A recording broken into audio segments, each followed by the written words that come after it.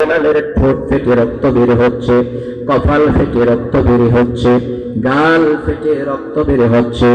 হযরতে বেলাল ঠিক মতো কথা বলতে পারছিলেন না। এমন অবস্থায় বুকের উপরে একটা পাথর চাপা দিয়া পাথরের উপরে পা রেখে বেলালকে বলছেন, ওই কাফেররা, ও বেলাল, এখনো সময় আছে, কালিমা ছেড়ে দাও, ঈমান ছেড়ে দাও, ঈমান ছেড়ে দাও। হযরতে বেলাল তখনও ঠিক মতো কথা বলতে পারছিলেন না।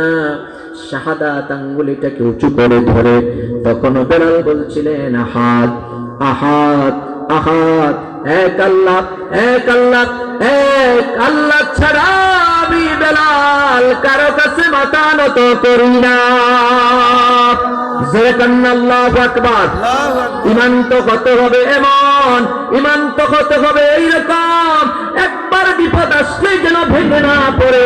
বিপদ আসবে, মুসিবত আসবে, ঈমানের দাওয়াত দিলে আপনার ব্যবসা বন্ধ হয়ে যাবে, চাকরি চলে যাবে, গ্রাম ছেড়া করে দিবে, দেশ থেকে দেশান্তর করে দিলে আপনি বলবেন জীবনের সব কিছু আমি ত্যাগ করতে পারি, ঈমান ছাড়তে পারি না।